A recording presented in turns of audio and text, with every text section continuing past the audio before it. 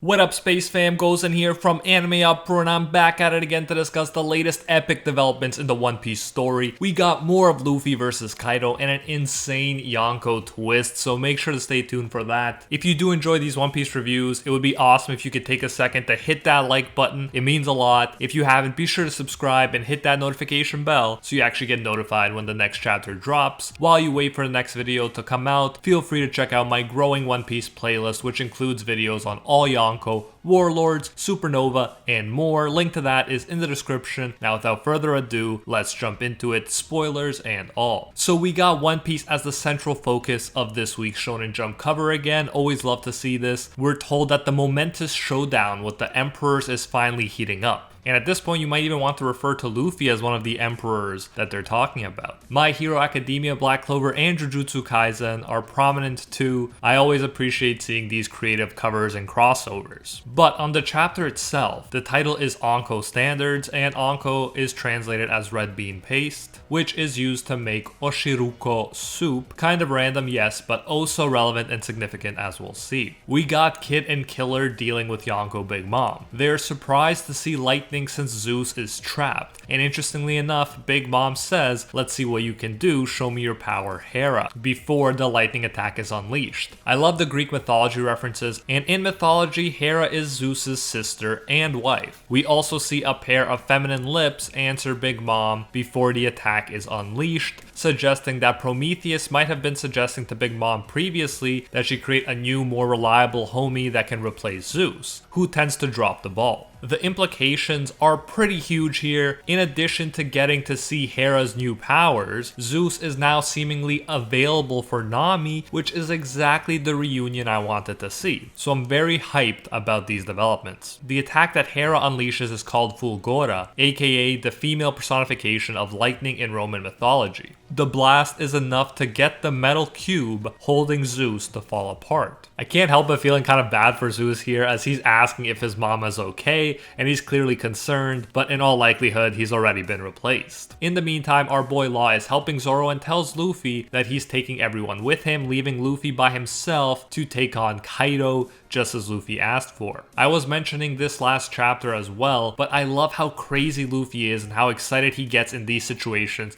that would practically freak out everyone else. And this time, Kaido straight up points that out when he mentions that Luffy seems to enjoy this. The greater the risk, the wider Luffy's smile. And it's so true. Dude's alone with the man dubbed the strongest creature in the world, and he's got a giant smile across his face. What a great role model for how anyone should act in challenging circumstances. Why worry when you can view it as a more or less exciting way to see what you're truly capable of? We again get one of these epic Conquerors hockey clashes where they don't even make direct contact. At the beginning of this arc, I gotta admit, I was hesitant to consider Luffy an emperor yet. But now, after everything we've seen, he's definitely earned the title in my mind. Not just through infamous deeds, but through pure power as well. And by the end of the fight, who knows, perhaps he even surpasses it. Meanwhile, Kid and Killer got blown inside the castle. It's good to see that they're pretty fine and unaffected by the attack. Yes, they got sent flying pretty far, but it's nothing they can't walk away from. And we got another Big Mom flex when it's pointed out that the hole she created was so massive, she can't even tell which way she sent these two flying. Kid is in a hurry to find her, not wanting to let her regroup with Kaido. He can't let his fellow buddy Captain Luffy take on both of them by himself after all. We get a surprise appearance by Hawkins, who stops Kid and Killer from advancing with his straw sword. You can't beat Kid's greeting here when he says to Hawkins, and I quote, "You've got balls if you think you can get in our way, you rat." End quote. I absolutely love these interactions between the Supernova, and my first thought here was there's no way I want to see Kid having any trouble with Hawkins, and fortunately enough, Killer quickly offers to take him on, Supernova versus Supernova, and that's another sign of how impressive Kid's crew is. His crew member, albeit a Supernova, will deal with the Supernova captain himself. Having more than one Supernova on your crew is such a flex in this world, and I love to see it. Kid trusts Killer to handle it, and this actually works out for Hawkins, as he says that his odds of simultaneously suppressing both of them were very unfavorable. This guy is still all about the odds. I find this conversation very interesting. Hawkins has a specific philosophy. In his mind, Apu had already sold them out. Defeat was inevitable, resistance futile. In his view, he made the only possible choice. And then he adds that it's extraordinary that Kid and Killer survived having made the opposite choice. And based on his philosophy of always playing the odds, you can obviously see why he'd back 2 Yonko against some supernova. On paper, this really did look impossible, but there's more to life than just doing what's most likely to succeed and doing what's most likely to ensure your own survival. From Killer's point of view, he just sees a dude who's embraced his role as a guard dog. Hawkins is not acting with honor, but rather with cowardice, since he's just teaming up with Kaido because he wants to be on the winning side. He says that Killer's chance of getting killed is 92%, but that doesn't bother Killer since unlike Hawkins, he doesn't rely on fortune and takes matters into his own hands. I absolutely love it when Hawkins tells him he can only wish for luck and Killer replies, "Screw you and your luck, I'm not wishing for anything." Killer has never been cooler in my view. This is such a great mentality to have, and you know which side Oda would be on. As someone who tried to make it as a mangaka, which people probably told him was next to impossible, but he gave it a shot anyways, and One Piece became the best-selling manga of all time. You never know what can happen if you don't try. If he had the philosophy of Hawkins, he never would have even tried to pursue his dream. So yeah, my money is on Killer for this match. My money's on the 8% or at least a tie. Place your bets. Whatever happens, I think it's better to be someone who loses with honor, living by your principles, than it is to be someone who wins by kissing up to and becoming a slave to a stronger person. We then jump to Usopp, Tama, and Nami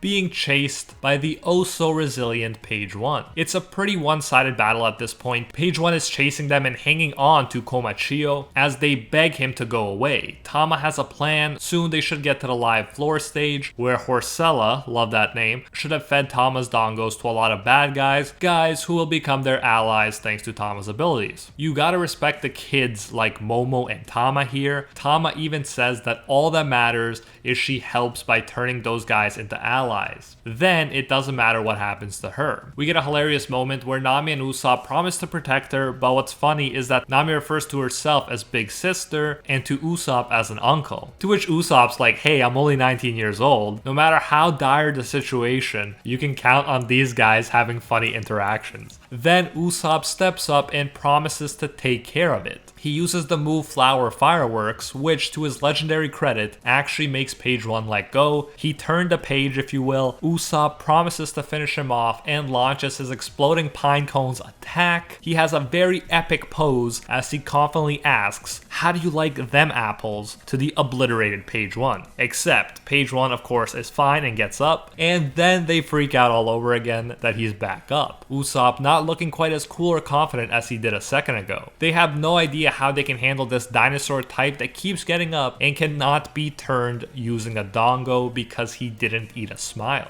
As if things weren't bad enough, guess who appears to their left? None other than Yonko Big Mom herself. Nami and Usopp's expressions are absolutely hilarious here. Imagine being stuck between a Dino Rock and a Yonko. At first, Big Mom is focusing on our Straw Hats, but luckily Tama brightens her mood, and as Prometheus points out, she's gone into mothering mode, a mode she enters when around kids under 10 years old. I love seeing these opposite sides of Big Mom. Just because she can be a formidable Yonko doesn't mean she can't be nice and protective over kids. So let's see how her friendship with Tama plays out. I'm glad to see that even with her memories returned, their friendship is still going strong. Big Mom even thanks Tama for looking after her back when she had amnesia. Before going on, let me just say how unbelievably useful has Tama been in this fight. Full props to MVP Tama here, but back to their conversation. Big Mom says with a big smile on her face that she'll never forget the flavor of the oshiruko soup that poor Otsuru gave her in Okobore town. So there's a connection to the title. That soup itself had a big impact on Big Mom, and that impact, that little moment of kindness, will now shape her actions and perhaps the future of the entire battle as well. Tama tells her with tears in her eyes that that town is gone now. The town was burnt to the ground. Remembering Otsuru's kind kindness and seeing Tama's tears, Big Mom is enraged. She's enraged that Kaido's underlings did that to the people who showed her hospitality. And with that revelation, when page 1 goes to finish off our guys, Big Mom says that the pirate world may be cruel, but there are still standards, and she one-shots page 1, calling him a vermin. This is huge. We were predicting that there may be a rift between Big Mom and Kaido since the beginning of the alliance, and it appears to have happened. We can't jump the gun and say for sure that Big Mom will help take down Kaido, but who knows where this move could lead. It is possible she keeps going. It is possible Kaido's men attack her after what she did, and she beats them up. Ulti is there, so the way they react to each other will be crucial. And Zeus has showed up too, and since Nami is here, I expect to see that reunion happen sooner rather than later. What a chapter though. Something Hawkins can't predict is a situation like this, where a Yonko gets amnesia, befriends a little girl, and is willing to attack her partner's side because of that relationship. Ultimately, you can't live off of probability because anything can happen, and One Piece is a constant reminder of that. And I'm so excited to see what's going to happen next. I just hope that Kid is smart enough to stay back and see whether Big Mom's going to take out any more of Kaido's underlings before he tries anything. Things have definitely never looked better for our side than right now, and it's exhilarating. But anyways, that is it for this chapter. Thanks so much for watching, and I hope you enjoyed it as much as I did. Who's your MVP this time around? Let me know. Is it Tama or perhaps Big Mom herself, who definitely helped us out more than we expected this chapter? If you did enjoy the review, help out the channel by smashing that like button, just like Big Mom smashed page 1. If you haven't, be sure to subscribe and hit that notification bell so you actually get notified for the next One Piece video. While you wait for the next chapter to drop, feel free to check out my growing One Piece playlist, which includes detailed videos on all the Yonko, Warlord, Supernova, and more. Link to that is in the description. And I especially want to thank the Patreon squad over on Patreon and here on YouTube who help make videos like this one possible. First and foremost, I want to thank the patrons of Legend, the ones acknowledged by Lord Twigo himself, Alpha Sigma, Red Haired Raven, and AV, and are the 1-tier patrons, the ones who stand atop all clans: Ingrata, Pate Hefa, Aljatal, Dr. Cortman, The Toasted Chi, Bang, Emperor Otaku, Spidey Life Tanel, Tungsten Tarkus, Baked Buddhist, and Yuno, and our Pro Hero tier patrons, the one and only Gilgamesh,